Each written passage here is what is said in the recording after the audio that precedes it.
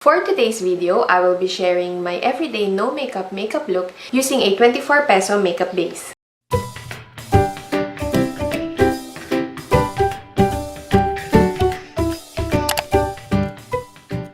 If you're new to our channel, hi, I'm your Mamashibbo. I make videos with Papa Shibbo and Baby Shibbo, and together we are the hashtag the Shibbo fam. Please don't forget to subscribe to our channel and click the bell button beside it para ma-notify kayo whenever we upload videos.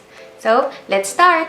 First, I will be applying a toner from Fresh Skin Lab. They're 98% Tomato Glass Skin Hydrating Toner. Maglalagay lang ako ng konti sa hands. Clean hands. And then, ganyan-ganyan lang natin sa face. Dapat magagamit ka ng cotton pad eh. Pero mas prefer ko yung ginaganto sa face. After natin mag-apply ng toner, we will be using this sunscreen from Beautederm. My favorite day cream. Kasama to dun sa beauty set ng Beautederm. Napaka-important na magsuot tayo ng sunscreen everyday to protect our face and our skin from the harmful rays of the sun. Before, my everyday makeup look is a full coverage makeup because of my blemishes, my acne problem, my acne scars. Today, thanks to Beautederm products, which fortunately been doing magic to my skin for 3 months now, I am wearing minimal to a no makeup every day when going to work. If you haven't watched my video yet on my review regarding the products from Beautederm, I will link it down below. Para makita nyo din yung skin condition ko before and ma-compare nyo siya sa skin condition ko today. The secret to a no makeup look is your base. We want to still have that minimal coverage to even out our skin tone, but at the same time, has a natural finish. We want to achieve that your skin but better look. For our base, we will be using this iWhite Holic Everyday BB Cream in the shade Beige and this iWhiteKorea Facial Cream Whitening Vita. I'm in the shade Beige, so medyo dark sa akin tong shade na to. So I will be mixing it with this iWhiteKorea Facial Cream Whitening Vita. Basically, this is a facial cream from iWhiteKorea which whitens your skin, acts as a makeup base, and also acts as a sunscreen. So it's a 3-in-1 facial cream. Maraming products ang iWhiteKorea. Meron silang moisturizer, sunscreens, facial creams, facial mask, depending sa need ng skin nyo. So meron sila ng hashtag iWhiteKoreaHacks. Ito yung Tone Plus Smoothen nila na hack. If this BB cream is dark for you, you can combine it with this facial cream to lighten up the shade of your BB cream.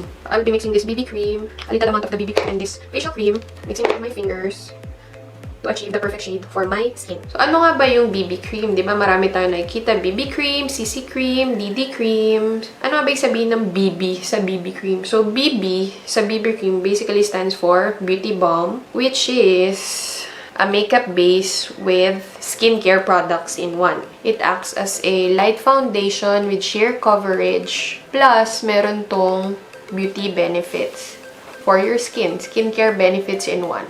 A makeup base and a skincare product combined sa isang facial product. When using BB creams, huwag tayo mag-expect ng coverage from BB creams. Kasi nga, BB creams doesn't give you the coverage na not unlike sa mga foundation. If you want a full coverage base, you go for a foundation. Pero if you want a sheer coverage with skincare benefits, you go for BB creams.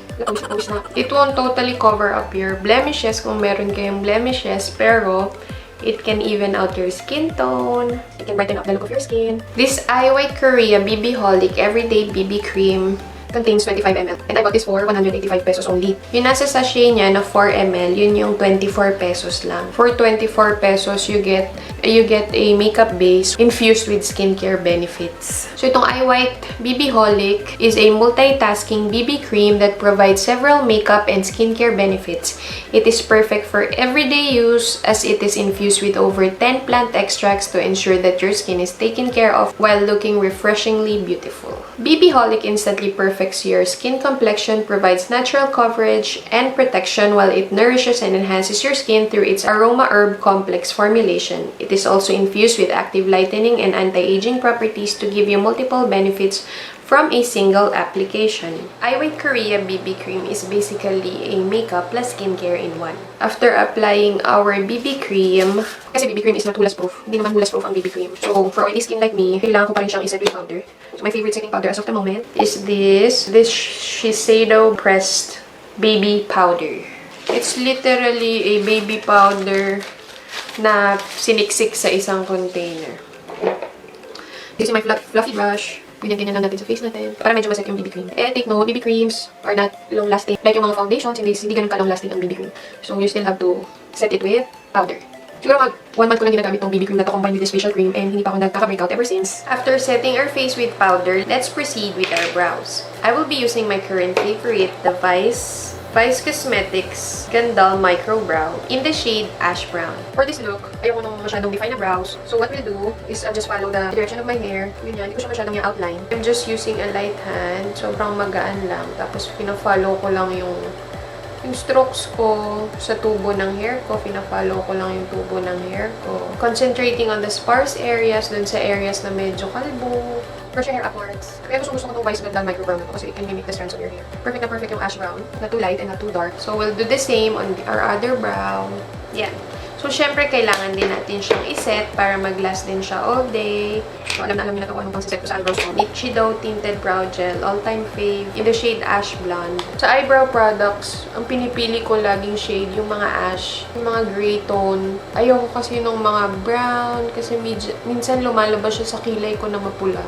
So, for my everyday makeup, no makeup look, hindi na ako naglalagay ng eyeshadow. I go straight to curling my lashes. I use my eyelash curler from Shuemura. I curl from the base, sa middle, and sa end ng eyelash. Para hindi siya mukhang matigas na letter L. And afterwards, I use my Hair Win Make Waterproof Mascara. Long and Curl Waterproof Mascara. Bibili siya sa mga online stores. Sa Shopee, meron na rin yata nagtitinda dito sa Shopee. Sa IG, ganyan. Medyo mahal to, pero hindi mo siya ganun kamahal. Siguro mga 700 to 800 pesos siya. Pero, it does the job maintaining your lashes na naka-curl siya all day. And hindi siya mabigat sa lashes. Hindi bumababa yung lashes niyo. Kasi merong mascara na gano'n. So, mabigat niya. Kinurl yung lashes niyo. Pero pag nilagay niyo na yung mascara, bumababa siya kasi masyadong mabigat yung mascara. After ng ating mga mata, let's proceed with our cheeks. Dahil wala tayong bronzer, ibalik lang natin yung kulay ng face natin using my 2 current fave na blushes from Sassy Colors.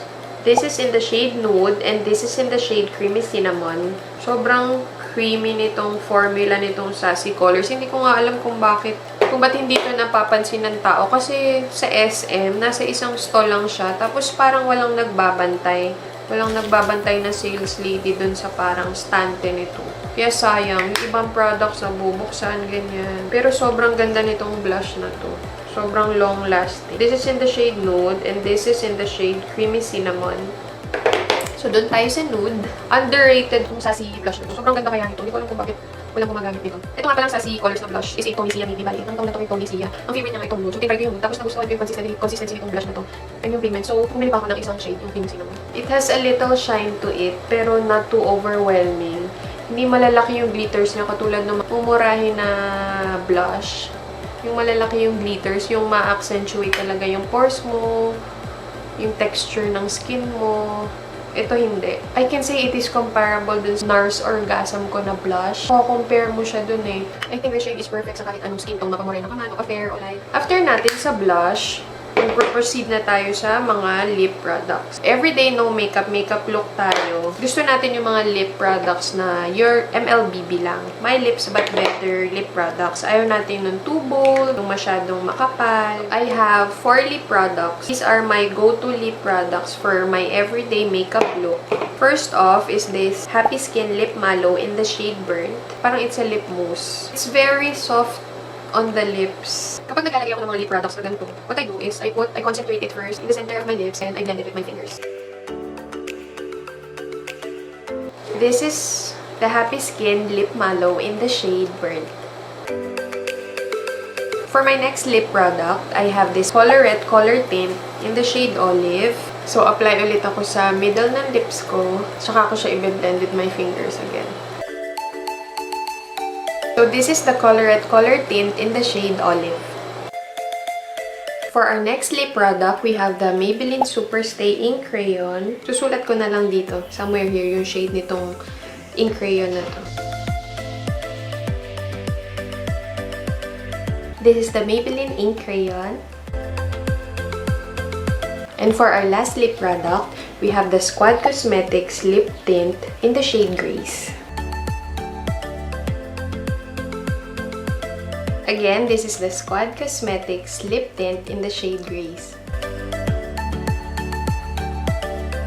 Now, to lock everything in place, I will be using this Luxe Organix Hydrofirming Mist.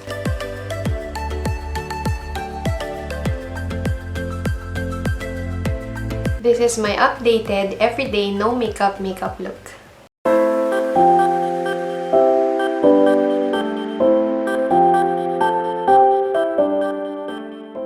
That's the end of our video. I hope you enjoyed watching my tutorial, and if you did, please give it a thumbs up. Don't forget to subscribe to our channel, and please click the bell button beside it para ma-notify kayo whenever we upload videos. Thank you friends for watching, and see you on our next videos. Bye!